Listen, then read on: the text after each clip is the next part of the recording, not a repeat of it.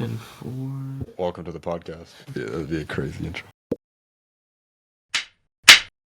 You know, last month we did all films that we watched in one episode. Yeah. Which I feel like was a lot. And we've gotten feedback on that it was a lot. Okay, which is fair. Which is fair. And so we're going to do this bi-weekly now. Even though I think we said last episode that we were going to switch to weekly.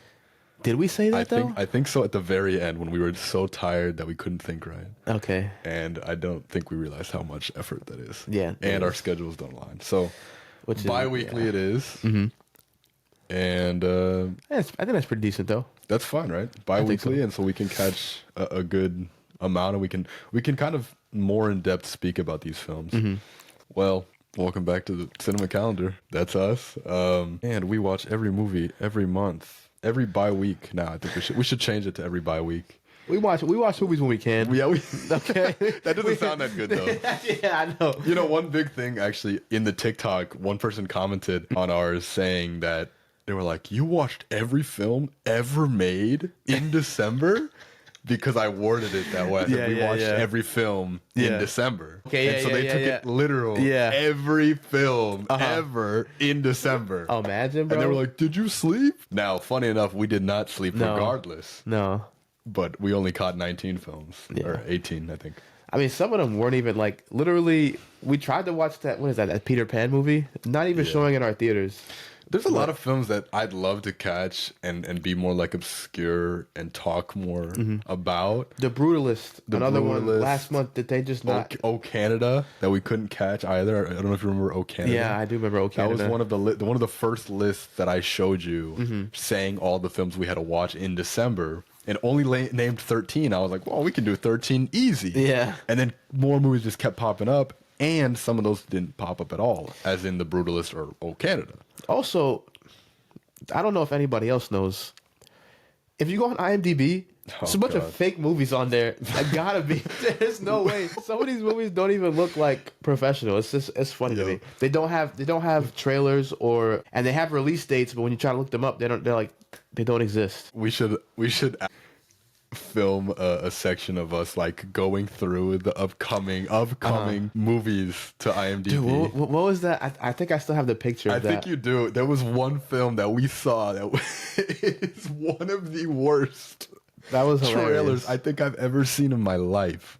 Where is it, bro? And that was a coming soon film, I think actually in January. So I can just see because I sent you yeah. Let me see. If anything, we can watch some of these god-awful films. If they exist, that's the real big thing, though. At the end of the day, a lot of them Delegator. That's the Delegator. I'm going to pull that up. I'm going to pull that. That's insane, bro. You have to show them the trailer, bro. Yo, I'm going to put a whole clip of the trailer in some kind of form. I don't know what content media that I'm going to put it in. Now, it says oh, God. It says it released on the 3rd of January. Can you even find it in theaters? Like if you put the Fandango, because I know it can direct you to Fandango.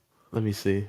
Check if there's any showings. If so, I would drive an hour out of my way to watch that film. I would too. The Delegator. The Delegator. That's insane, honestly. No, right? No, doesn't exist. No, I but I bet you I can still find it on IMDb. I'm still gonna put up the trailer, and I'm still gonna laugh the hell out of every time I see that god awful face on that poster, man. It's still here. You can still see it on IMDb. Why? I'm gonna pull it up. And then look, when you're looking about IMDb, there's not even a release date anymore. Yeah, because they're done.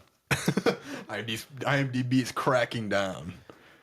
I would hope so. No, they're not. It has a 4.7 on IMDb. Have you seen 4.7? Have you seen some of the ratings on IMDb? No, They're never. ridiculous. What do you mean? They're like, some of them, hey, a lot of people made fun of our ratings. IMDb has worse ratings. Okay? I'm sure. So, honestly, it really does. It's just like IGN with video games. You know how they just trash at rating shit? Yeah. I feel like IMDb kind of does the same, but just because they have so much of an influx of content on there that, I mean, you're not going to be a perfect rater. So. Yeah. I'm sure it's not just one person either, so. No, definitely not. I mean, I think mostly it has its critic score and its other scores as well. And I think audience it score, combines those though. So it's not like Rotten Tomatoes. Not like Rotten Tomatoes where it has the critic and okay. the tomato score, the popcorn meter and the tomato meter. Not that. So Gotcha. But okay, we watched the first 1, 2, 3, 4, 5, 6 films of January that we could catch. Some of these films, a lot of these films like Paddington, it said it released this Friday. At least in our movie theater, like on the poster. Yeah, that's what it says January 17th. It's not in theaters yet. From what I've seen, it comes out in February, right? And there's a film called September 5th that scared the shit out of me because I saw January 17th. I was like, no, we're gonna miss that. Yeah. And again, that does not come out until I don't even know when. So we watched what we could, and some of these I didn't watch in full. And some of those, I guess you didn't watch in full either. So some people, my mother, to be exact, asked me to be more clear on what movies we're talking about. Oh, okay. And so I'm gonna segue into what movies we're talking about. So okay. We will start with Better Man. Better Man is a film that we kind of, sort of, not really watched. I did not like it. Yeah. I'm kind of done with biopics. At this point, I feel like I've watched way too many. Which is gonna suck that I'm sure so many more are gonna release and I have to watch them all. I think my problem with that movie too is the fact that like Timothée Chalamet's biopic that A Complete Unknown. Yeah, I think that was so good, and then this was like not. I don't even see the point of him being a monkey. It's Robbie Williams. That's who the biopic is about. A Better Man is about Robbie Williams. And a person that isn't famous in America, by the way. Yeah, at least not to my knowledge. I don't know anybody that knows him. Right, it's a UK star. You know who they compared him to, right? I think they could. No, oh my god, they compared him to somebody that was like ridiculous to me, like MJ, like he was like. They compared him to somebody. Where they compared him to MJ, so they're making him a monkey. Yeah. Okay. All right. They're like the next Michael Jackson. Get him. What's his name? The guy that played Caesar in the original Lord of the Apes. I've never seen Lord of the Apes. What am I saying? Lord of the Rings. I mixed Lord of the Rings and Planet of the Apes into one. That would be a sick film. Yeah, so we're gonna cut that out. Who was the main actor? It was who did his voice? I have no idea. For Caesar, the main monkey, the main ape in Planet of the Apes. It's why am I forgetting his name? He's in a couple Marvel movies. He is in. I know his name. The second you say it, it's gonna click. All right, let me see. Please. I'll tell you right now. Because I love him and he's great. Andy Serkis. Andy Serkis, thank the Lord. Andy Serkis. So they saw Robbie Williams and they were like, "Yo, pull out Andy Serkis's mocap right now." That being said, the monkey like CGI was pretty good. It's good. So if that means anything, why is he a monkey? I think it was like who else's biopic was different like that? It was Pharrell Williams.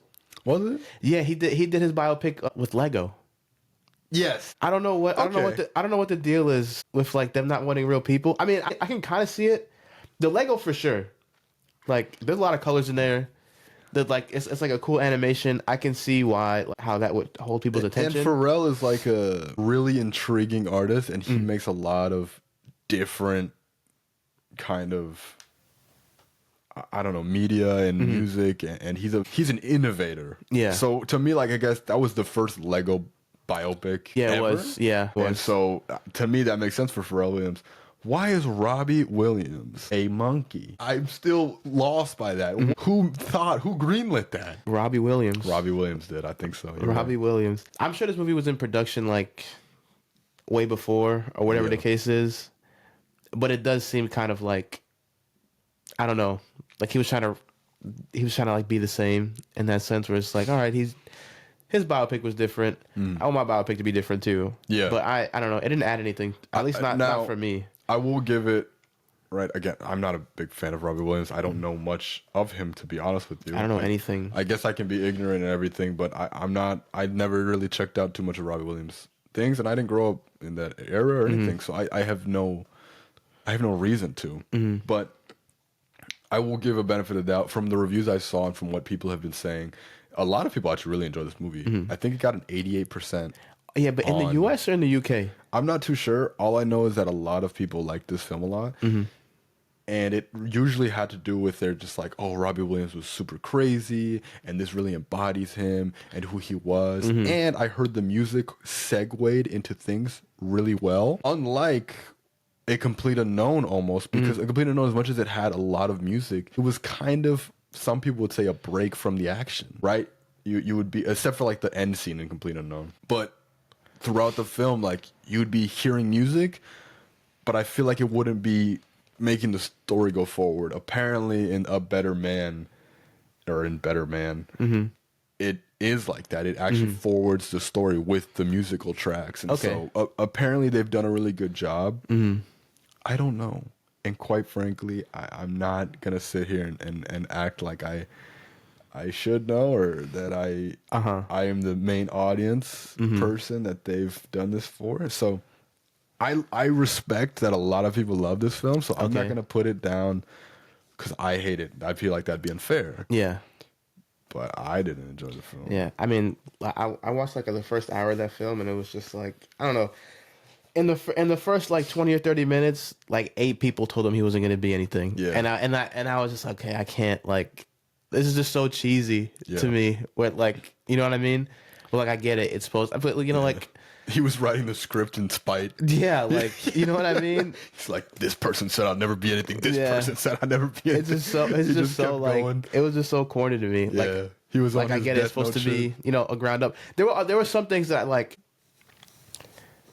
okay, it like not resonate with, but like I was like, okay, like I can connect with him with, like, for example, right, like his dad was like a real big Sinatra fan. Cool. And so they connected like that through music. I love that. But like his own dad still didn't like him. So when he messed up, you know, he messed up bad. You know what I mean? Yeah. So like there's those things I was like, okay, I can, like, damn, that sucks. You know what I mean? Yeah. But like, you know, neighborhood kids are like, you suck. Like, I don't care. Yeah, right. Yeah, right. I don't care. I don't care about that. Like, the family dynamics are way cooler to me. You know, like, he was really close with his grandmother.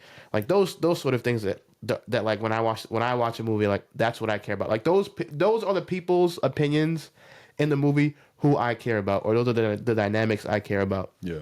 And I feel like in a biopic, in most senses, I want to not just like learn about someone, but I want to kind of have a POV of their life and really kind of live through it with them. Mm-hmm.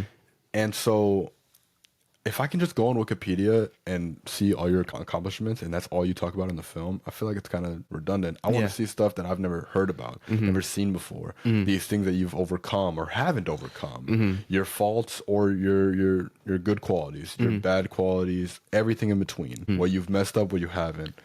But yeah, no, I mean, again, I just feel like wasn't for, so not for you. We can start with that film. And again, I didn't penalize it too hard, so I gave Better Man a 5 out of 10. I called it an average film just because of the fact that I didn't enjoy it, but everyone else did. And so I'm not gonna sit here and be like, okay, as much as it's my opinion, I still have to be critical enough of a film to be like, all right, yeah, it's good. Yeah. And a lot of people like it for a reason. And maybe if I was Robbie Williams films, I would love this film. Yeah, that's true too. Put my opinion, of course, still ahead. So I'm just going to call it an average film. Yeah. Would I watch it again? No. Would I watch it in general? No. But maybe other people would be running to the theaters to check it out again. So what did you rank it? I don't know if you were so forgiving or not. No, I gave it like a 4.5. I mean... Okay.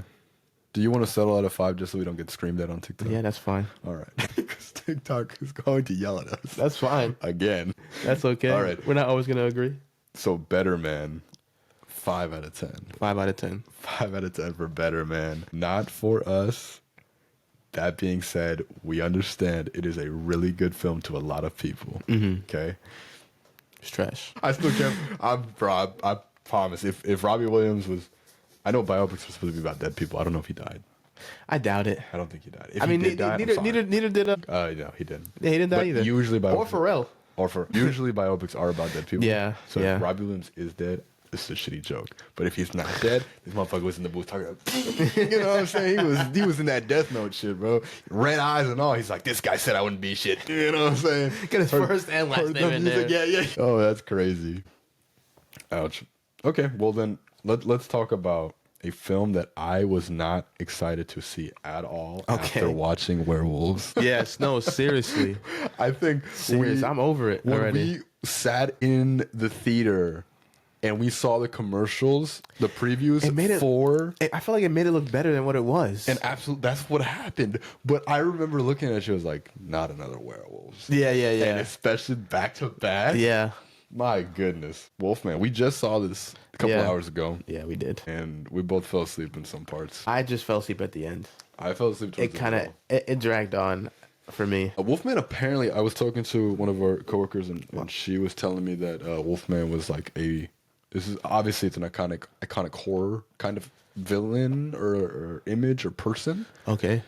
And so I knew that, but apparently there's a 90s film that she loved. And I was like, I haven't seen it. I don't know anything about it. So I can't really sit here and be like, okay, it's as good as the last one. Or, it's a really good tribute. Or you can't compare it to anything. I can compare it. I can, and I will compare it to werewolves. If you are going to make a werewolf film, I'm going to compare you to all the other werewolf films that I've seen. Which is a short list, unfortunately. Yeah, it is. I'd love to see more werewolf films. Well, actually, I don't think I would anymore. Really? I like Van Helsing. Okay, fair enough. But Twilight? Twilight? Hey, I forgot about Twilight. Was that? But is that a wolf film or vampire? That's both. It's both. It's like a fanfic. What do you mean? A fanfic? They're having vampires and wolves fuck each other. That's what happens in the movie? I think. I've never seen it. You've never seen Twilight? I think I saw like the last movie. You know, I think I saw like the second or third film.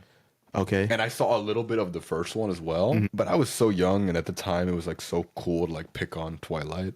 And also it's a romantic novel for young teenage girls. I feel like adults kind of, I don't know. I guess so. That was a teenage girl book. Okay. I don't know.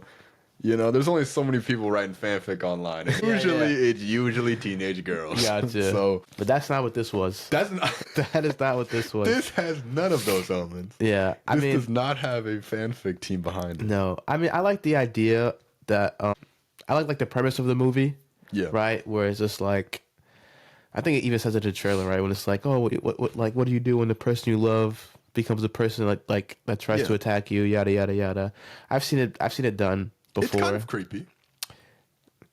I don't know. Not for me. There are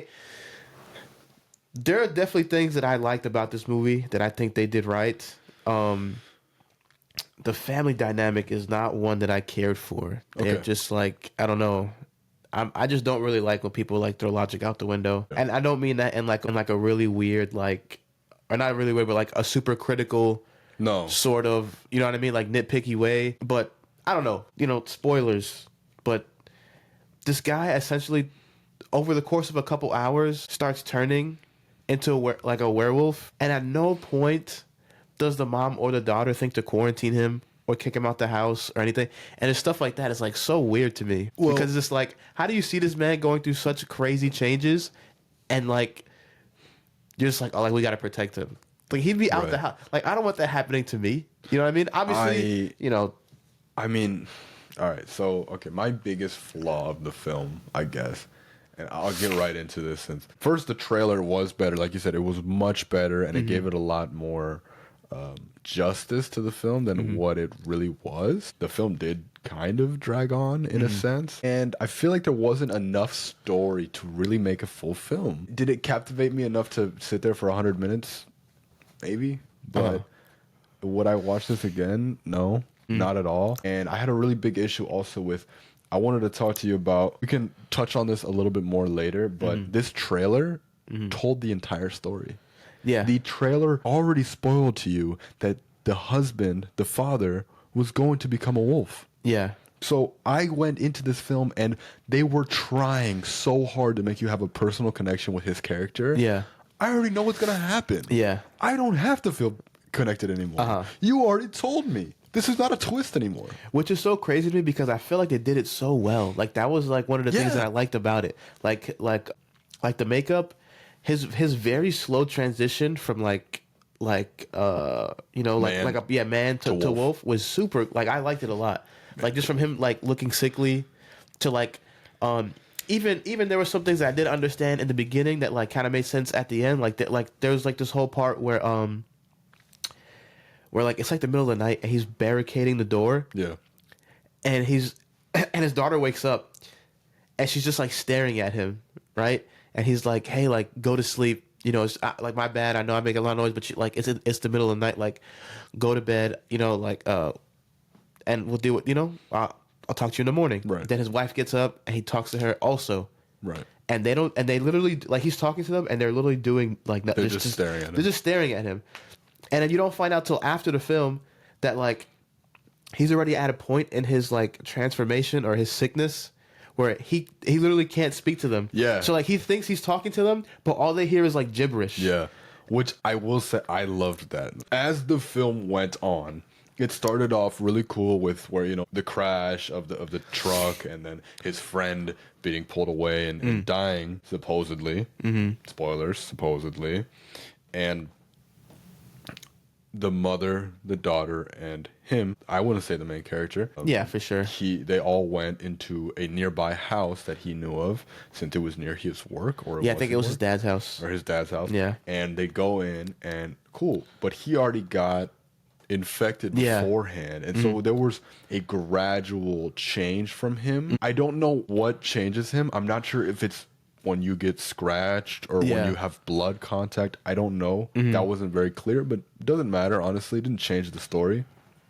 And they're in this house, and it's a slow, gradual just increase to eventually the climax where he's full wolf. But as that slow increase went, it was so cool.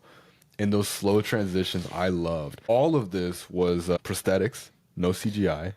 Okay, really? Yeah. Wow.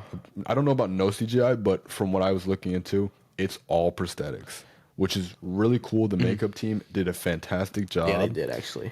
And it looks great, but also the CGI I think that they did use was actually really bad. That's what kind of sucked. Because when he would go into his sonar mode, when they would start getting that in, I loved it. First of all, I did. I actually enjoyed it because it was really cool. We would see his point of view, right? He could see better at night than they could. Yeah, exactly. Right? So there was a scene where they couldn't see him, but he was staring right at them. Yeah, when they were in the barn. When yeah. they're in the barn. Yeah. And then it goes into his sonar mode, and you see him. He sees clear as day just staring at him. And it's super cool. You can even catch moments where he's on the screen, and the girl and the daughter and the mother don't even know he's there. Yeah. Or trying to run away from him. But his gradual transition does really, really add a lot to it. And it gives me a lot of suspense and thrill. After he gets grabbed and pulled, I think that's when he really started changing, though. Yeah, Maybe that's when he got- I think they broke his leg or something. Yeah, something like that, where he just grabbed him from underneath the door and just banged him. And maybe he dug his claws in. The wolf man that was outside. Yeah. Dug his claws in. But that was really cool. Now, my thing that I hated was the story, because it was too... I knew it was going to happen the whole time. I was not surprised once, which is fine. I don't have to be surprised every time. It does not have to be a creative innovation at all times. But give me something to work with, grasp straws at or something. And they didn't, but also it was super repetitive and didn't make sense to me in some ways, like you said, right? Where their husband, her dad, is dealing with all these changes, and he's becoming a wolf right in front of your eyes. Yeah. It's not she's talking about, oh, dad's sick. And dad is sick. He's not being himself, this and that. But now the daughter's like, nah, we're keeping him here. We're going to make sure he's okay. He's right with us. Yeah. The mother is not so on board with the daughter in that aspect, but she lets it be. Yeah. There's a point where, like... There's I don't even know. I think it was after he killed the wolf, where they look at him and they're like, never mind. Yeah. But we don't rock with you. They still let him in the house, though. Yeah. They still let him back in the house. Yeah. And then there has that whole action scene. And then he kills the wolf. And then after that, they're like, she grabs a knife on him. Yeah. The whole time you've been protecting him. Yeah. You're like, that's still my husband. He's still here with us. He still loves us, right? The daughter's like, no, don't touch dad. Don't hurt dad. But all of a sudden, you gonna pull a knife on him? It's cool. Yeah. And then she stabs him. They put his foot in a bear trap. Yeah. And they are injuring this guy nonstop. They're running away from him. Oh my God, he found us. Oh my God, he found us. Yeah. It did that 4 times or something. Until finally, she's like, oh my God, dad's coming. The little daughter, dad's coming. You was just yelling at your mother. No, you gotta let him in the house. Yeah. He's our dad. He's my dad. He's your husband. All right. But now, oh shit, they're scared to death. And that switch to me didn't make any sense. And then finally, at the end, where the daughter looked at her dad and she was like, "Yo, he wants it to end." Yeah. And the mother was like, I don't even know what she was thinking at that point, because it was straightforward the whole time. And then I don't know if he tried to scare them on purpose so they would actually like kill him. But that also, like, you know, it was a really heartfelt moment. Stared in each other's eyes. They're working together. He's telling her, "I want out of this agony." I mean, yeah, because the move, like the whole movie, I felt like it's kind of trying to imply that like he's trying to get control over, like, I guess these urges. Right. So the whole time you're I guess you're supposed to believe like he's teetering between sanity and insanity or whatever, or like 100%. And you can tell that because the acting's great. Yeah, the action is pretty good. The action, no, but also the actors. Oh, their acting was amazing. I think so. The wife, she did fantastic in my opinion. The main character, he killed it.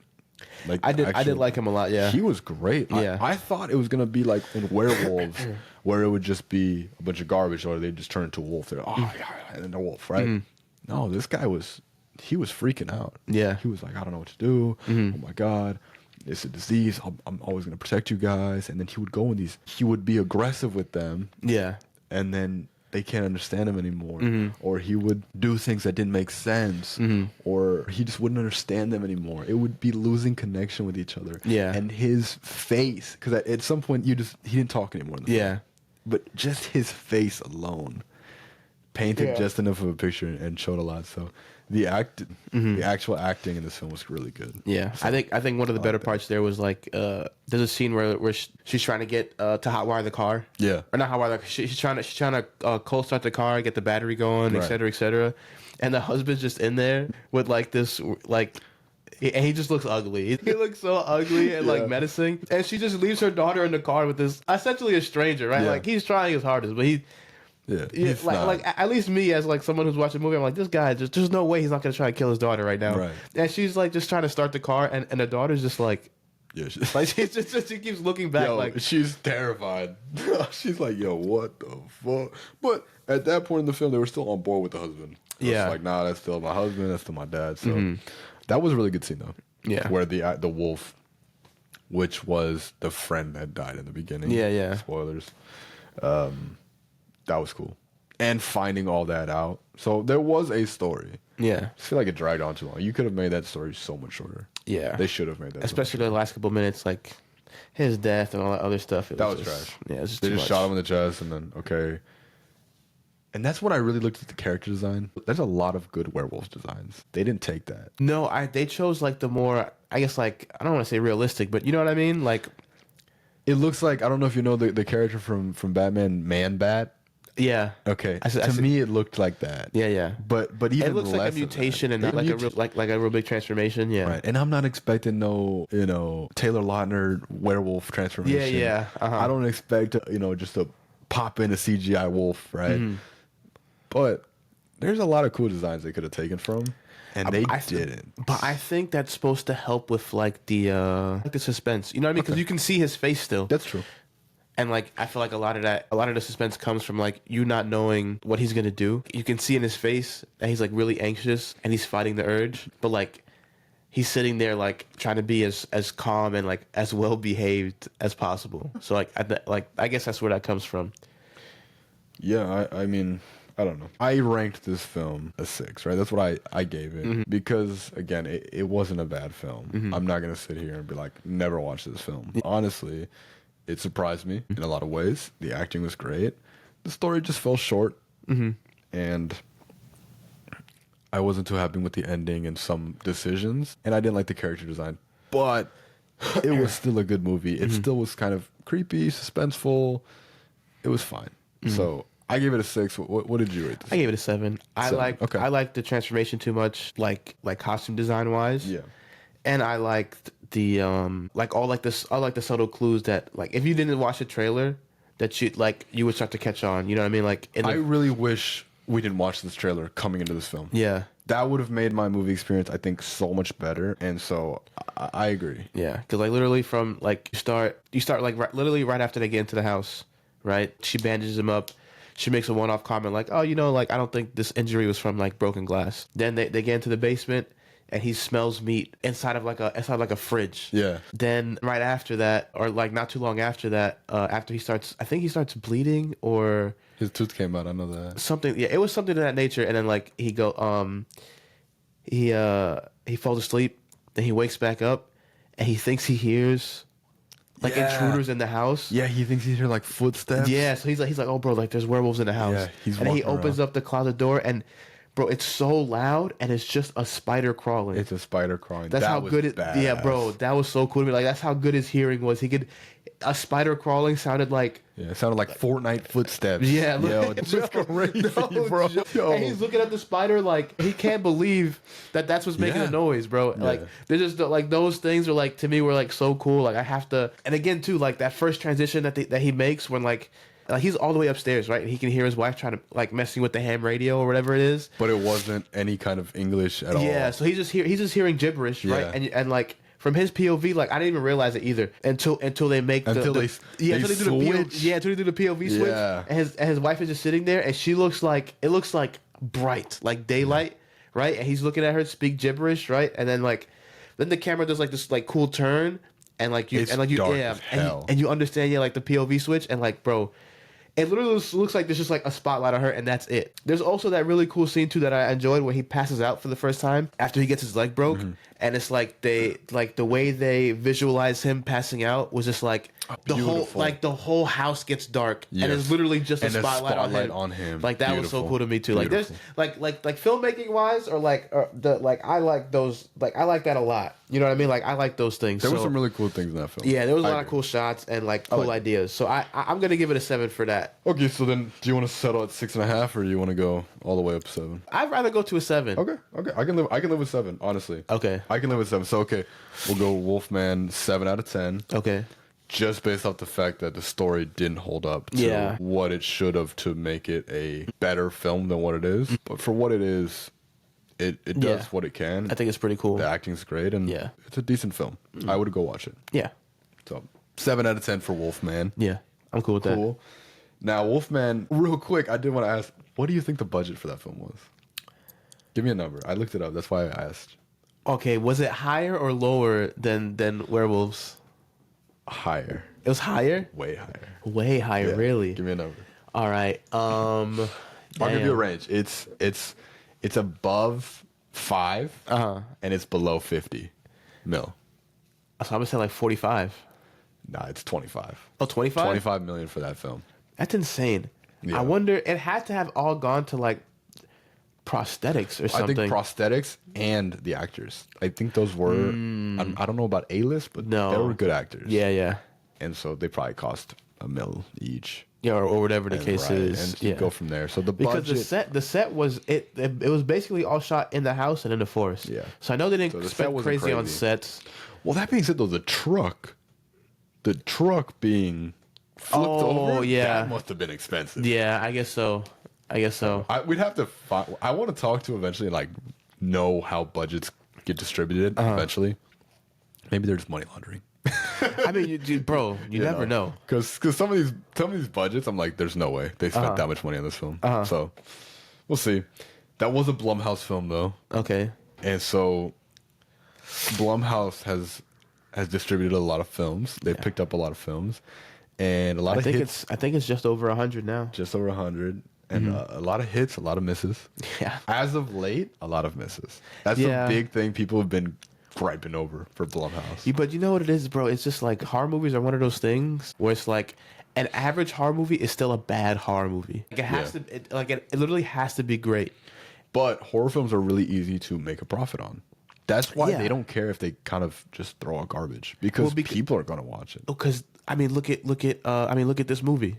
Not that it was garbage, but like if you can make the trailer right, you know what I mean? Like it's really easy to get people in the IP that people already liked. Yeah. They just added a couple things. They put a couple good actors in it. They shot the trailer great.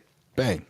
Yeah, that alone is gonna Do you know how much this movie made? I didn't check that. Oh, you didn't check? Okay. But also, it just opened weekend. Oh, okay. Today's Friday, so we Okay. won't even know until Sunday when Gotcha. this comes out. Okay. Oh, yeah. There you go. So they'll know. Yeah. Okay. But I sure as hell don't know. But so far, they have at least $34 from us that we didn't spend, but at least they I was have about to it. say they got 50 cents from me. Yeah, but each ticket's $17, so I'm sure Regal gives them the 17. Oh, yeah, I don't know. I don't know how it works. Blumhouse, though. Blumhouse, a lot of hits, a lot of misses.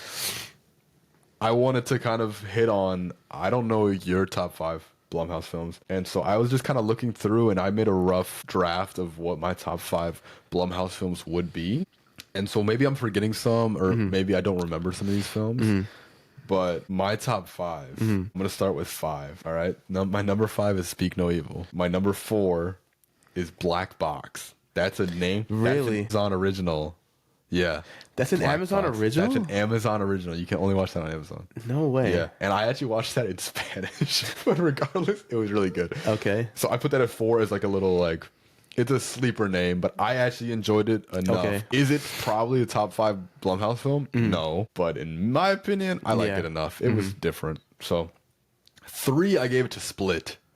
I loved Split. Yeah, I did like Split a lot, really actually. good. I like Split a lot. That was a great film. We could talk about that film for a while. That was I liked it a lot. I don't really care for the superhero aspect of it. No, you mean like Glass and yeah. I don't care about that. But Split was good. Bro, acting wise, oh my god, insane. The fact that I forget his name, but the fact that the main character, he could play that many roles in one person. Dr. Xavier. Number 2, I put Get Out. Really, you liked Get Out? What do you mean? Did I like? Yes, I like Get Out. The 2017 of Jordan Peele. Jordan Peele, Yeah, absolutely. Yeah. I loved that. From his, what is it? 3 movies he has or 4? I think he has 4 now. Right, let me see. Get Out, Us, UFO, Nope. Yeah. Whatever, UFO, Nope. And there's one more for sure. There's one more for sure. There's definitely one more. I don't think there is. Are you sure? I don't think there is. I'm gonna look it up. I'm pretty sure there isn't. I think there's 4. Maybe there's not. Maybe you're right. Yeah, no, it's only those 3. Only those 3? Okay, cool. Well, I think Get Out is the best one of those. Between the 3, I think Nope is the best one. Okay.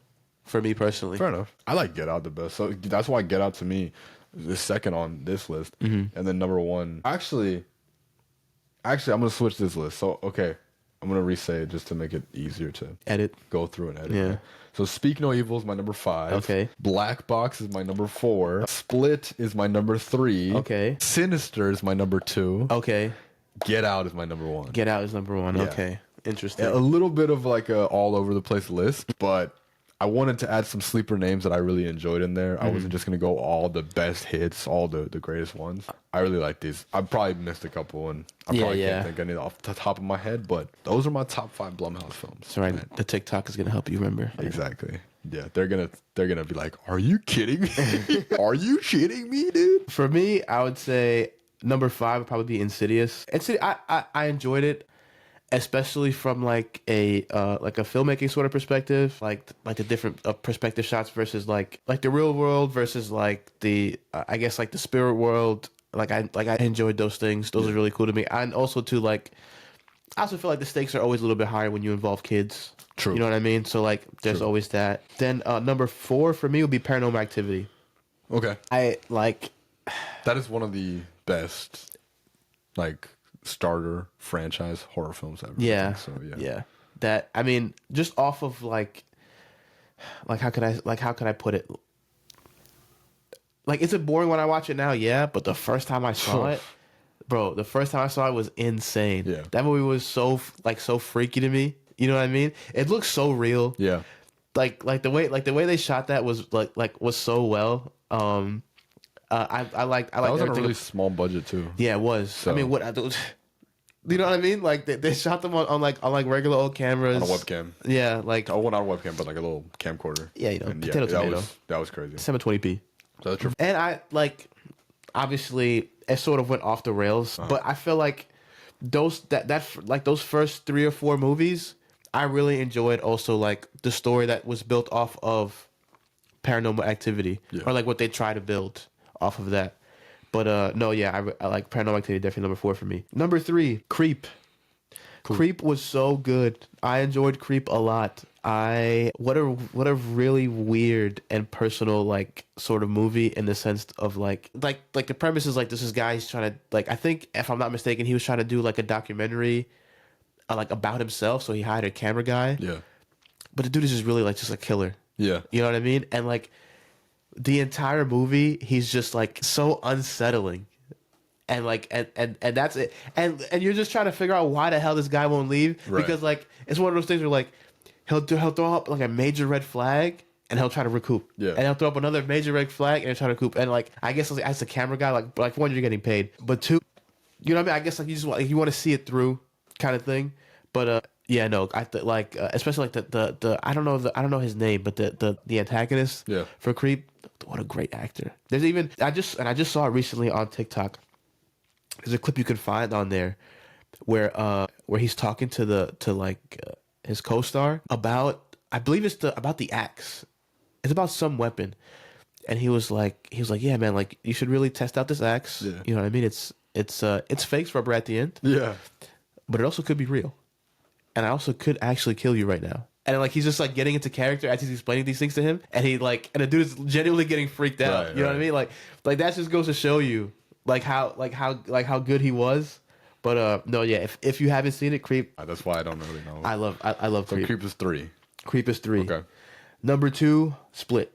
Split. I love it. Yeah. Number 2, Split. I really enjoyed Split. Yeah. I definitely wouldn't call it a horror movie. No. That for me it's more of a drama. And I would say thriller. You think thriller? Yeah, I mean, I guess you can call it thriller. I like but I don't know. For me, I tie thriller to horror. Okay.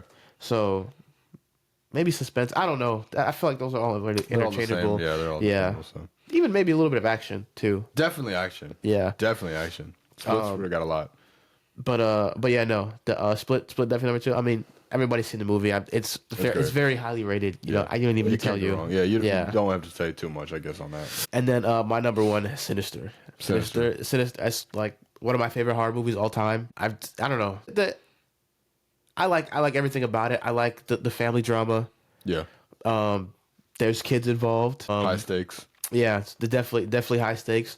I really like the twist at the end. The twist at the end to me was so cool. I mean, it's a very old movie, you know, spoilers. But I think it's so cool that like it's like right at the end, he's, you know, whatever. He's like a writer who had a little taste of fame and is just trying to, you know, get that back. And he got famous because obviously, you know, he wrote a book about a crime and he ended up solving the crime while he was writing the book. And so he purchases a home that where like a murder happened to try and solve said murder. You know what I mean? And like once he realizes like, yo, like I'm getting in too deep, he's like, all right, like we're out of here, I'm done. And that decision to leave is what ends up screwing him over at the end. Like all of that to me was like super duper cool. I really liked it. And then yeah, like probably has some of like the best like payouts and like not jump scares, but like I don't know, the horror is like super like I don't know, I don't want to like genuine, I guess I want to say. Like the fear is very genuine. I liked it a lot. That's good. So okay. I mean, that's a solid list. I'm sure people probably agree with your list way more than mine. I don't know. We'll see. We'll find out. I'm going to post these both as separate clips. So. Well, then we'll continue on the films that we've watched this month so far. So far, we've gone through Better Man, Wolfman, and now our next up, which would be Room Next Door. The Room Next Door. Okay. That's the next film. We watched that yesterday. Yeah, yesterday, yeah. And this film... I didn't fall asleep. No. I actually liked the film. I did too. It's based on a novel. Yeah. And it taught me a lot, actually. It really did. I loved the, you know, perspective off life. There were times where it did feel too preachy to me, and we'll get to that. But all in all, this film is about an elderly woman who has cancer. Yeah. And she's done chemo and she's done all these things, and she decides that she would rather leave life. She would rather end her life on her terms instead of letting cancer win, essentially. Yeah. And she wants to do that with a friend that she hasn't seen in years, that she just reconnected with. Yeah. And she wants her to be in the room next door. Yeah. They say the name of the film a lot. Yeah, in they do. Film. They say do. it all the time, so They you'll never do. forget what this film is called. Yeah, they honestly they do. But it was really cool, and I actually honestly loved their little romance that they had. Their relationship. That was kind of weird to me too. I was questioning that too. Especially there's like a scene where I think it was right before she commits the act. Yeah. Where she tells her friend, "Oh, I'm gonna go to the gym." Yeah, She's like, "Yeah, okay, all right, yeah. Come here, give me a kiss." Yeah, exactly. I was like, all right, they have a really cool like romance relationship kind of thing. Mm-hmm. And I understand they're super close, and obviously she's relied on her a lot, and confided in her so much that she's like, "Hey, I'm gonna kill myself, and you're gonna know, and you're gonna help me, or not. I just need you."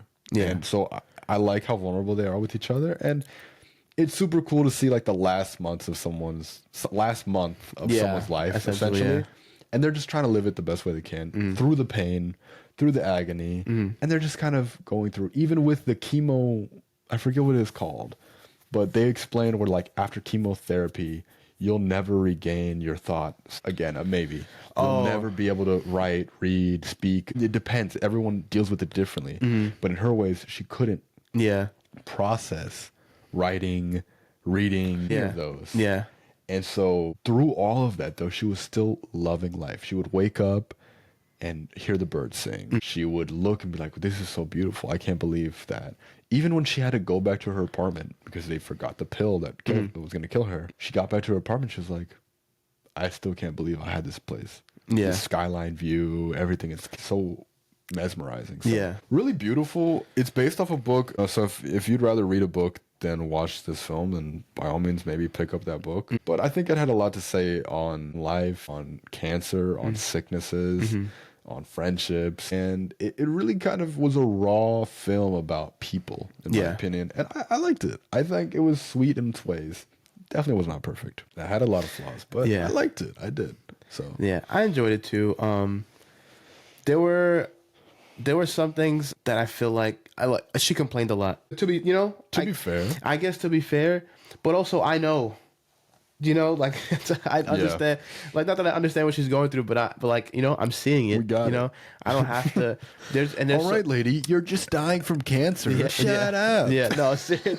No, but but genuinely, seriously, man. There's so many times where where she would like bring it up super casually, like her just like wanting to kill herself. She would dangle it over her friend's heads at times, where she'd be like, "Oh, don't worry about it, you won't have to deal with me much longer." And her friend, even in the movie, would be like, "Why do you keep saying shit like that?" It's like, I'm already so scared about this, why do you keep reminding me?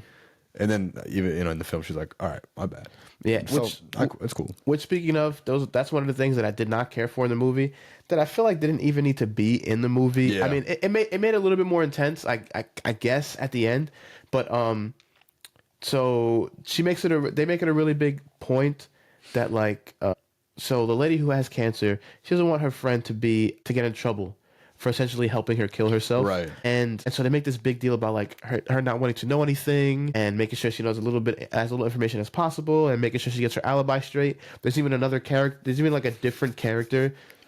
Yeah. The love interest or whatever. Right. Who like makes sure she has a lawyer set aside and all this other stuff, and you think that like, okay, this is gonna be another really big part of the movie because they keep bringing it up. Yeah. And like she gets interrogated one time and like that's it. You know what I mean? Which is, and again, like, to me, like, it's just so crazy that this never gets that, like, it wasn't like a much bigger thing. She talks to like two different people about this kind of, where it's like she goes to the gym, just starts speaking to the trainer about how her friend's dying. Yeah. You know what I mean? And then like the love interest or whatever that she has. Right. Which tells him literally everything. Can you pull up my notes real quick? I have his name there. Yeah. I think it's John Turturro.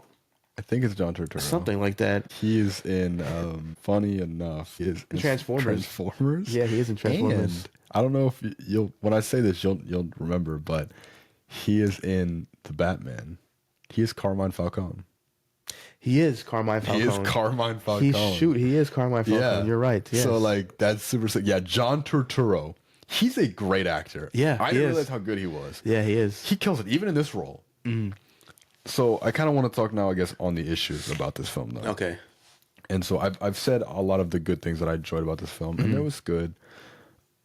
But no, also the main character, her name's Martha, and her best friend is Ingrid. Martha is played by the Sorcerer Supreme or whatever the hell she was. Ex-Sorcerer Supreme. And my fault. Yeah, Ex-Sorcerer right. She was in Doctor Strange, and she's in some MCU roles, and she's played a couple films, right? She was in Deadpool, I think. I think she might have been in Deadpool, but like in an alternate universe. And then she was obviously in like... She was in Endgame. Yeah. But still as Sorcerer Supreme. Right. Yada, right. yada, yada, Whatever yeah. she was. Right. Who cares? But... So she's a good actor, and her friend is also a really good actor. So they have really good acting cast in this film. That's not a problem. That's great. But I will say this film came out really preachy at times. Yeah. And so as much as they're good actors, if they don't have a good script, yeah, you can only make things sound so human. Yeah. And so there were times where Martha would be just having a monologue about how bad cancer is and this and that. Who talks like that? Yeah. Well, like she's essentially like she like thinks out loud a lot. Yeah, in the movie. It sounds like she's reading a script or a journal or an essay out loud. Nobody speaks like that. Yeah. You know, and so that bothered me a lot of the times.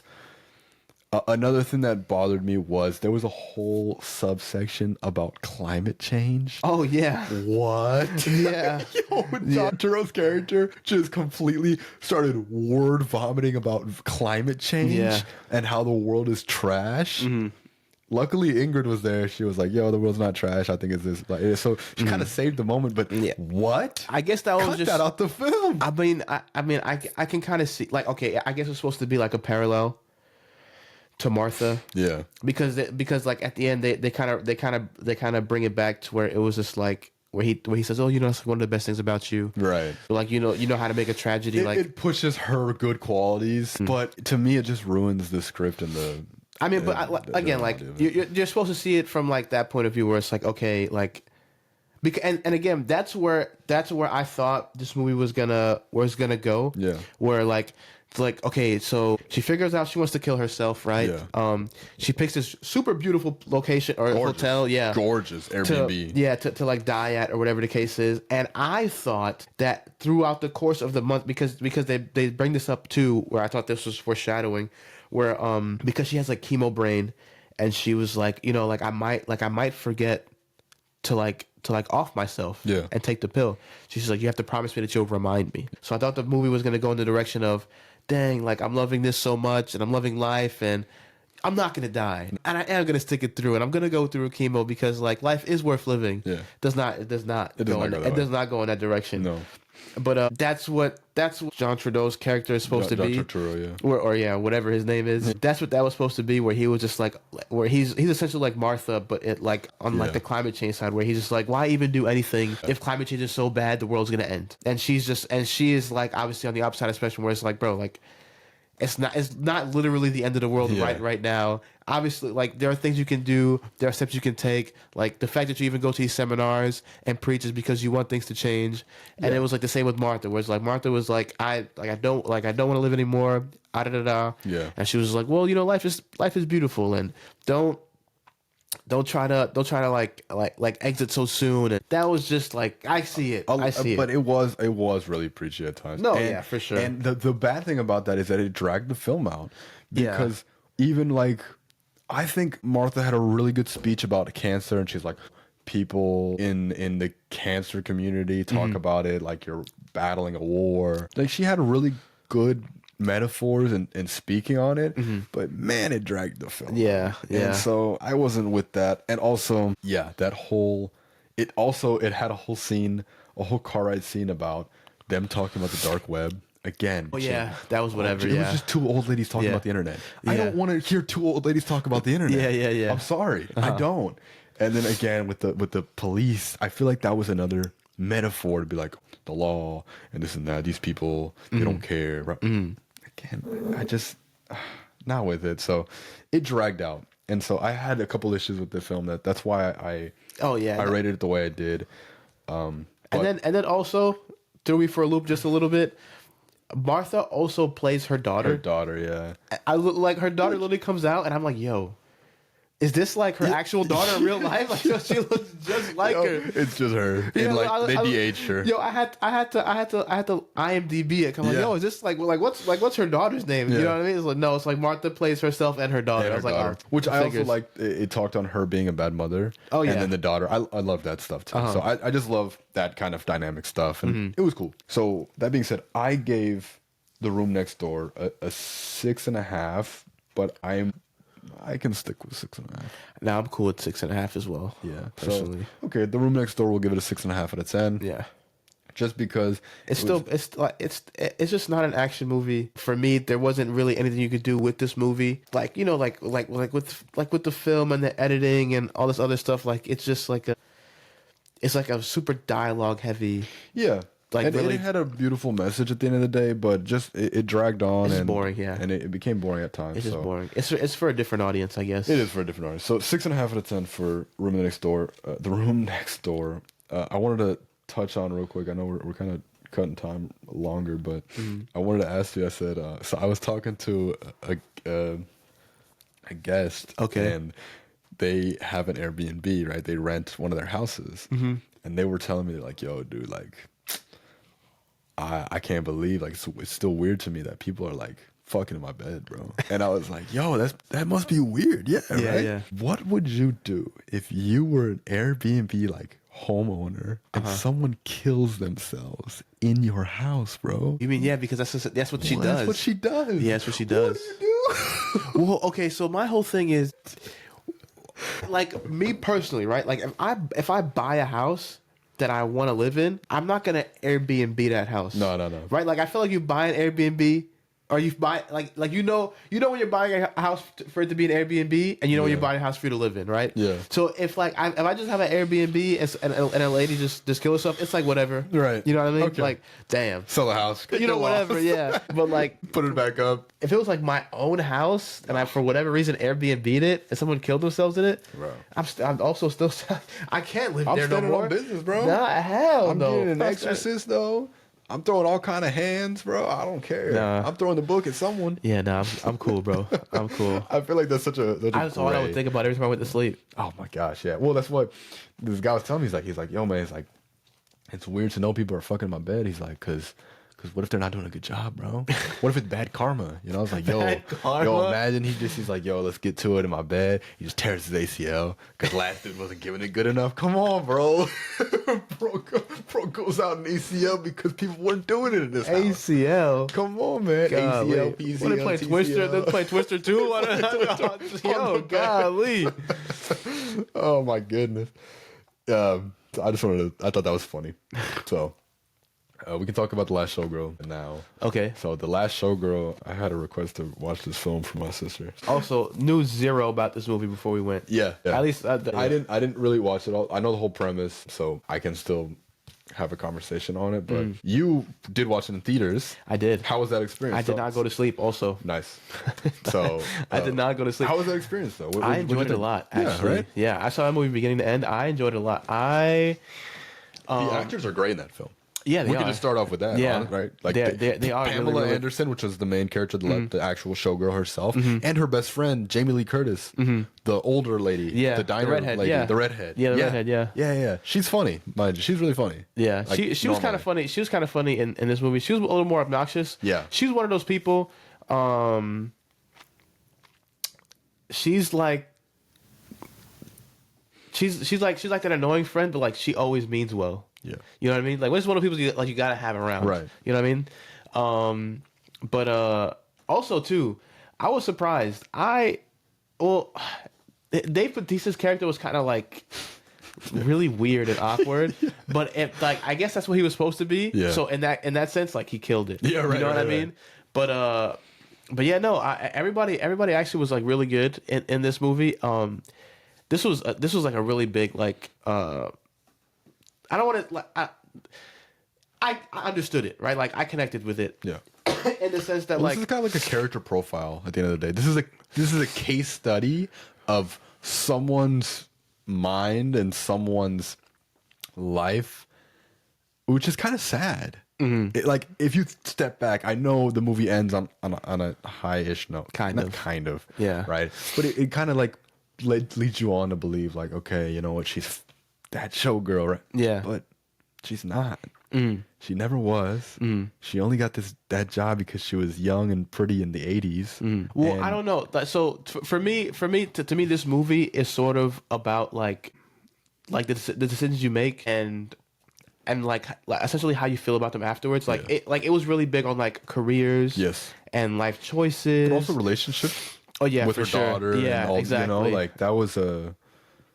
But yeah, like I think it did a really good job showcasing that, especially like that's supposed to be like like their dynamic. Like it was like so like there's three girls or three main showgirls that you follow, right? And like to me it was supposed to be like the oh man, like what do you call it? Like the progression of like her, where it's like you start off like you're like kind of young and dumb. And then like you get to like Brenda Song's character who's like here because she has to be, you know what I mean, not because she wants to be. And I feel like that was definitely Pamela Anderson like in the middle part of her career, especially after she had her daughter. Yeah, where it was just like she tried to move twice. She tried to apply to different shows, but you know she became the poster girl for that original show. Like and like she got a taste of stardom. And like she could not let that go, and that ended up being like her crutch, like throughout her life. It's kind of her downfall. Almost, yeah. And then especially when she was raising her daughter, and like okay, she never once thought to like branch out, choose different career options or anything. Nothing. Well, now she's here because she has to be. Now she has to work here because like where else is she gonna go? Right. You know what I mean? She has nothing left. Yeah, and then she ends up having to give away her daughter. Because and like in her mind, it's like this is all she can do. Yeah. This is all she is. This is all she can be, and she kind of just sticks to that. Then there's also then like you get to like her at like Pamela Anderson's character, where it's like she's wasted so much of her life, like in her career, that like she tries so hard to justify it, and it's just like. Like really sad, you know what I mean? And then like there's especially when her daughter when her daughter finally gets introduced, and like I guess like a lot of the early conversations with her and her daughter are like it's just supposed to be her trying to justify her own actions, where like her daughter's like, hey, like I really want to be like a photographer, but like you know my stepmom wants me to do graphic design because it makes more money and this and this and that, and she's just trying to convince her daughter like no, like do photography. Like if that's what you like it doesn't make any sense to do something you don't love for the rest of your life. If you're gonna hate it anyway, like shoot for the stars essentially. But at the same time, it's like she looks at her mom and it's like, yeah, but you chased your dreams and look where you are. Yeah, you know what I mean? Like eating cup noodles for dinner. Yeah. and like can't afford your rent type thing. It's super sad because what's crazy is I've actually had this topic has been brought up in my family. My family is like talking with each other, right? Where you know, me, my mother, and my sister, we kind of all sat down and like talk about these things because my sister, she lived in Los Angeles for a while, and so being there, I've heard a lot of stories and a lot of people, and as you see these stars, these Hollywood people. Or even just people that even aren't stars but have a small following and everything. They're chasing their in their 20s, 30s. But then once you get to 40, 50, you know, you don't have the same look. You don't have the same charisma. You don't have, you're kind of just an old person at that point. Yeah. No one cares about you anymore. Yeah.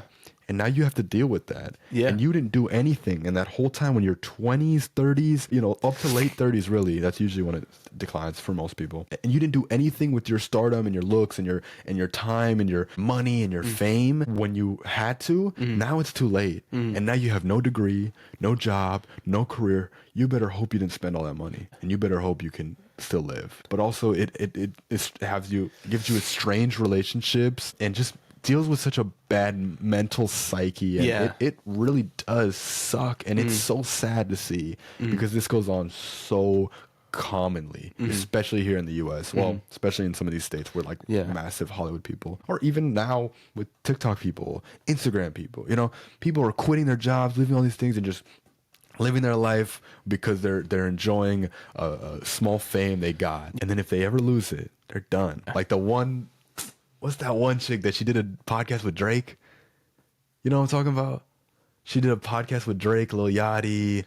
I mean, I think she's still pretty. I know who you're talking about. I think she has Bobby, no Bobby Adams something. Yeah, Bobby Altoff or something like that. She's lost everything. Her fame. Everyone doesn't care about her. She still has a small following because obviously people like come back to like poke fun at her or everything. But she doesn't have the same money, nothing. And she left her husband, her daughter, her job, any and everything. She left just because she got that small pop and she thought that was going to ride forever. Or now same with like the Hawk Tuah Girl, the best podcast on earth, where she got that one moment and she rode that wave, and God bless her, she rode that wave for a very long time. It's starting to crash now, especially with the whole, she had a really bad crypto scam and all these things going on. So I don't know, to me it's really cool and speaks a lot of what a lot of people are dealing with. So I liked it a lot, and I loved the ending even, where it was like, she's not that center person. She's in the back. I mean, personally, I found myself hating her a little bit, like as the movie went on, because she's such a terrible person. You're not supposed to like her at the end of the day. Like, I feel like that's what it is. You're supposed to be like, yo, you're supposed to. I think you're supposed to relate to her. I don't know. Maybe, or you're supposed to learn to not be like someone like that. Maybe that's what it is. I'm not too sure, but all in all, I liked that film a lot. Honestly, it had its issues and sure, but I loved the message, and it really did. I can relate to it. So I gave The Last Showgirl a 7.5, but I might even be willing to bump that up, depending what you thought. A 7.5. I give it a 7.5. What do we have next? Den of Thieves? We have One Day. One of Them Days. One of Them Days and Den of Thieves. Yeah. You know what? I'll give it an 8 because I think it was better than One of Them Days. What? I do, yeah. Really? Yeah. Okay. Cool. So then we'll live with 8 for The Last Showgirl. Okay. So The Last Showgirl, 8 out of 10. Loved the character profile, loved the actors, loved the story, and it's a sad reality that a lot of people experience, especially nowadays. So watch that film, 100%. We'll talk about One of Them Days, which was the last film we just watched now. Yeah. That is Keke Palmer and SZA. In their first roles together. Keke Palmer's not her first role, but SZA, I think that's her first movie ever. I think so too, yeah. And she did pretty good. She was all right, yeah. She was all right. Keke Palmer, she was great. I think she was a good main character. For what you could be. She's Keke Palmer. I don't know. Let's get this movie out the way, but One of Them Days is a comedy film. Yeah. And it really has like a lot. This is a film that's blowing up. Yeah. People are loving this film. Yeah. People are like raving about this film. I mean, it has a 96% on Rotten Tomatoes. Really? 96. Interesting. Not just tomato meter, popcorn meter too. Yeah, yeah. Everyone is giving this film a almost perfect score. I mean, it's really easy to digest. It's exactly the plot isn't hard to grasp. Decently funny. Yeah. Decently funny. I love the fact that, like, you know, we're watching every film, and we've watched every film last month, watching every film this month, and for God knows how long, right? So we watch a lot of films. But I love the fact that anyone can, children, adults, older people, you know, whether you grew up in the hood, whether you grew up rich, anyone can go watch this film and laugh. Like, the whole theater we were in was laughing. So this is an everyday kind of person film. This is a mainstream kind of film. That's exactly what it is. That's why it hit off for a lot of people, because people, at the end of the day, why do you go to the movies? To be entertained. Yeah. And this film damn well entertained a lot of people. It is entertaining, yeah. It's super entertaining. And I'll give it that. I'll give it its flowers and everywhere for that stuff. This shit is funny as hell. It was super entertaining. But yeah, it's I wouldn't give it a 9.5. No, I don't. Yeah, no, I don't think. It's just not. The messages. Okay, so something for the Last Showgirl and how it delivers its message is not at all the same. You know what I mean? Like they're very in your face about it. Like a few times, especially at the end of the movie, they're like, "Oh, you don't know your worth," yada yada. But they don't show it; they tell it, like, literally. Straight you know up. what I mean? Yeah. There's just stuff like that where it feels almost like a Disney kind of older movie plot line where nothing's going right, and then at the end, everything goes right. Yeah, everything comes together. Yeah, everything goes perfectly. Mm-hmm. And then know your worth. We're better than that. Cool. I didn't get anything out of that. Yeah, it's just super simple. It's super simple. It's super simple. So for that, that's why like I said that like, oh, okay, like I think this is not as good a film as The Last Showgirl. Sure. That, for me, you know what I mean? Sure. Super TikTok-y. There was so many cameos in there. Oh my gosh. Super. Yeah. And they were good. I like the cameos. No, yeah. With Cat Williams, his character was funny. Lucky, his character was really funny. I think that might have even been my favorite character. To his boyfriend. The guy who bought the shoes. I think he's also another comedian. I can't remember his name. I'm pretty sure he is. Yeah, he is. I've seen his stand up. Mm-hmm. So absolutely, the guy that bought the shoes, his cameo. There were a few other ones. There was in a there. couple. The acting crew was great, and this was made by a black man. So this is a black creator. Supporter kind of film. Yeah, you can tell. You could tell. Yeah, you can And it had a lot of like those kind of jokes, and it hit. Honestly, it hit. Yeah, it really did. I loved it. I mean, you grew up. What? Grew up what? I was gonna say you grew up black. I mean, I grew up in a diverse neighborhood in a diverse school. yeah, Yes. So you can say it kind of probably these jokes and everything like that probably was funny. I did too. I grew up in the hood in a lot of places. And my high school was the hood and where I grew up. I'm not saying I grew up in Compton or nothing like that. But I've had my fair share. I played basketball. I did all these things. I know. And so for me, it was really funny too. And I had a good laugh, and it kind of reminded me about some things. So, Yeah, it was all right.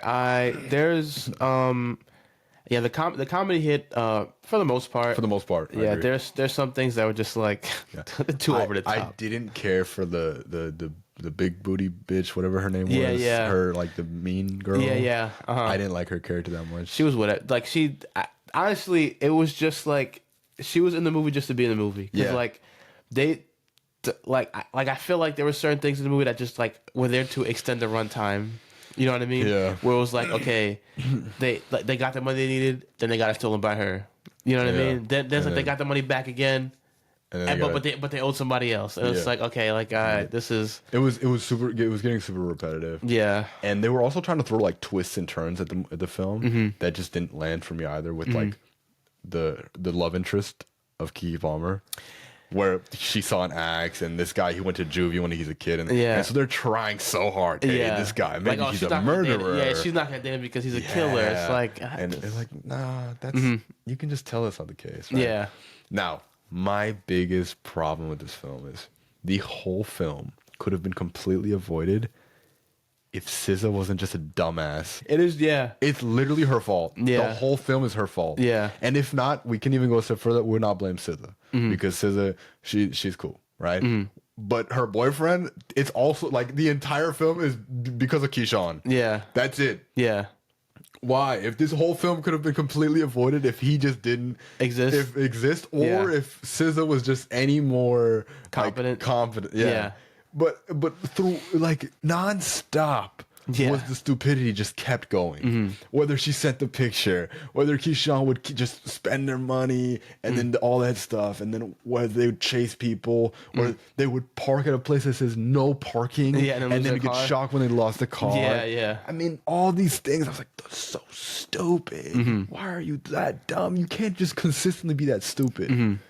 And so Keke Palmer character, she was the only one that was like somewhat competent in the entire film. Yeah. Throughout the whole film. And her love interest. Yeah. And Cat Williams. Lucky. And Lucky. So I just didn't like that whole, like, to me, being stupid is not funny. Yeah. Being a dumbass is not funny. That's just being a dumbass. Yeah. And I find that annoying. So luckily the film was really funny and really entertaining. So I enjoyed it nonetheless. Yeah.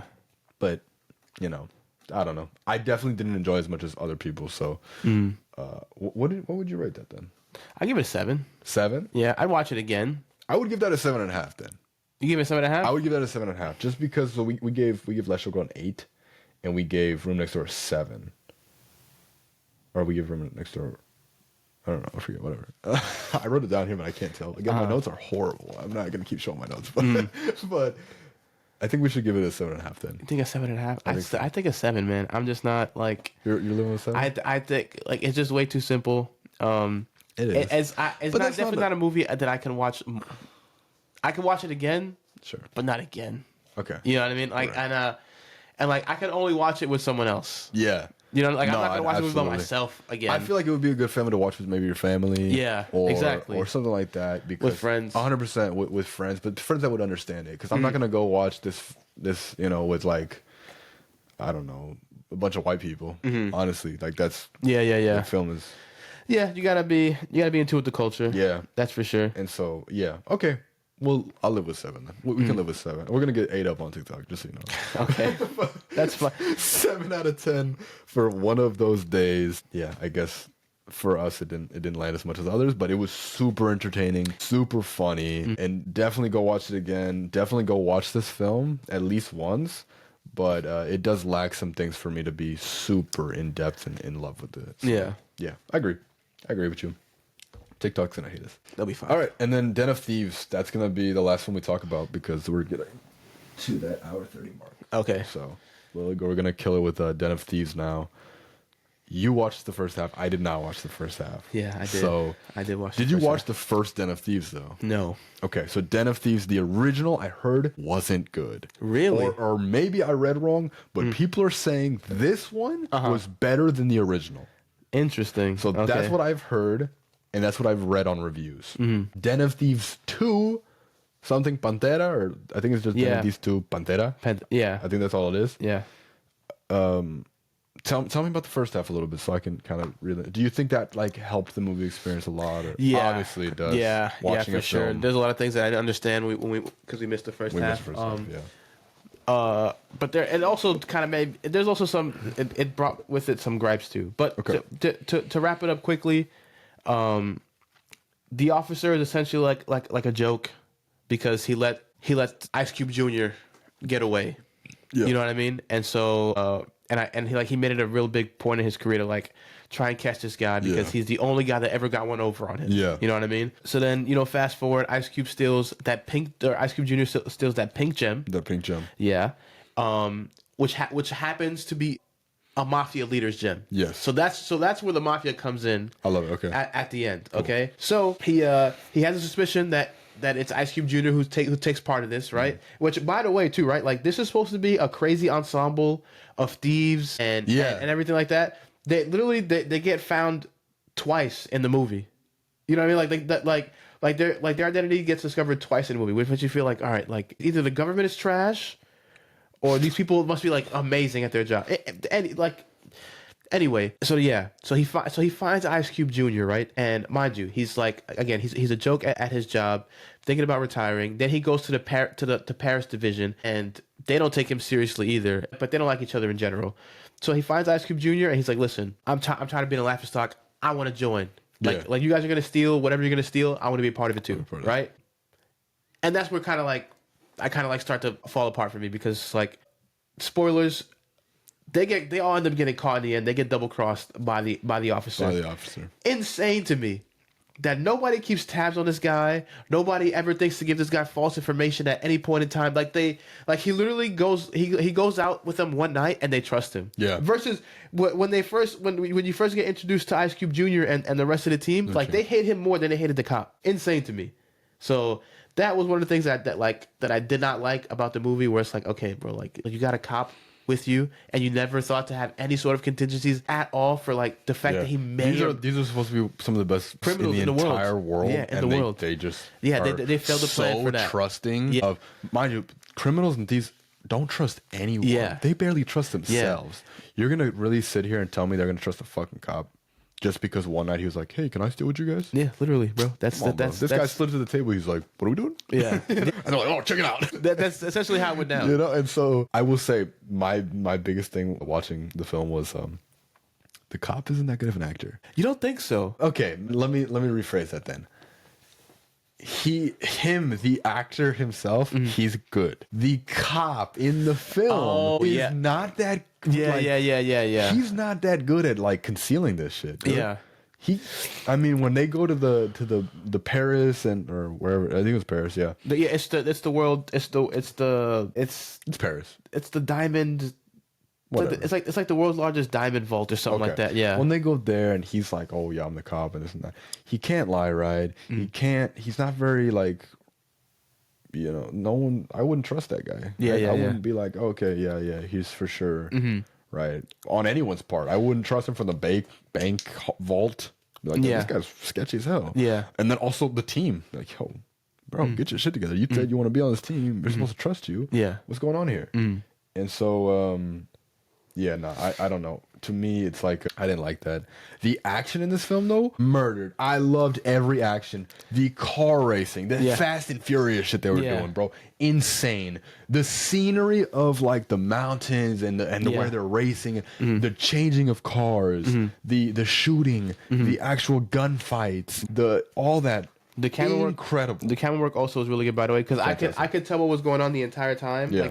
Like, it didn't do one of those things where it switched back and forth between cameras and POV too much. Like, it was all very cohesive. I enjoyed that. Super suspenseful in the actual act of them stealing. Yeah. When they were in the big heist for the diamond, it was super suspenseful. Yeah. Where they were like 90 seconds, and then they would cut down, and now I know for a fact it wasn't 90 seconds. Yeah, it would be like 90 seconds. 20, 19. Yeah. But regardless, it was super suspenseful, and all those were always like, just made it. At one point, I got annoyed. I was like, okay, you could have made that with plenty of time. But I get it. It's a movie. So that's fine. Regardless, though, like, there were some really good things in that film. I think it dragged on too long, even though I only watched the second half. That's a long film, in my opinion. It is a long film, yeah. What, 2.5 hours? Yeah. 2.5 hours is a lot. They could have cut a lot of the garbage out. And to me, like, everything went perfectly for them. Almost the entire heist film, planning, all that. The only thing that didn't go perfect for them was the cop. Yeah. That's it. Yeah. I mean, so that was that was one of the other things that you miss when you don't see the beginning of the movie, where it's like, okay, so he's getting initiated essentially, right? So they're trying to warm him up to the rest of the crew. They go out to the club. He gets high. It's hilarious. Right. That whole scene right there, hilarious as hell to me. It's super funny. And again, really dumb. So remember after they rob the bank, there's like this one group that tries to shoot them down before they make the drop off to the mafia. All right, that guy used to date the only girl in the crew. And obviously him and the cop, or her and the cop, had a thing. Yes. That's why he left. That's why he left. So he sees that they're vibing. They get into a fist fight. So the cop and Ice Cube Jr. get into a fight with that guy and like his friend. Yeah. They leave. They don't want to be part of the heist anymore. And their plan is essentially to rob the people who are robbing. Yeah. To rob the robbers. Rob the robbers. Yeah. Again, dumbest thing in the world. They like, you don't even know where they go until he like meets up with like this other crew, and they get guns, and you're like, oh, okay, so I guess they're gonna. Yeah. And then he's in the phone for like another 10 minutes while they're driving, and then he just dies. What? Pointless. Super pointless. Like, they could have cut out a lot of. Yeah, didn't care for any of that. But regardless, it was cool for what it was, because that whole chase scene was super so cool. Entertaining. And honestly, you know what's so funny? I saw a review say this. This is such a dad film. A dad film? I think any and every dad will love this film. Okay. I think any and every dad will just be like, yo, that shit was wrong. And yeah, I mean, yeah. I can see that. It had action. It had all the suspense. It had, thieves and outsmarting people and drinking and partying and sports. It has sports in there. Yeah. There's the game for like the football, the soccer match or whatever. Yeah. Sorry. But yeah, no. So, okay. So you said this was your favorite film so far of the month. Yeah. What would you give Den of Thieves? I give it 8.5. So Den of Thieves 2, 8.5? Yeah. So I gave it an 8. You give it an 8? I gave it an 8. Yeah. You didn't see the beginning. I didn't see the beginning. So I'm gonna trust you then. I'm gonna trust you. Yeah. I gave it 8.5. I was pleasantly surprised. The first half of the film really captured me. And I didn't fall asleep the second time watching it. And yeah, like again, I remember watching it like so confused about like what was going on. Like when we came in that first time and they were on the beach, like the mafia had just grabbed them up and they were like, listen, they left them out in the middle of the ocean. They was like, you gotta get my diamond back. Yeah.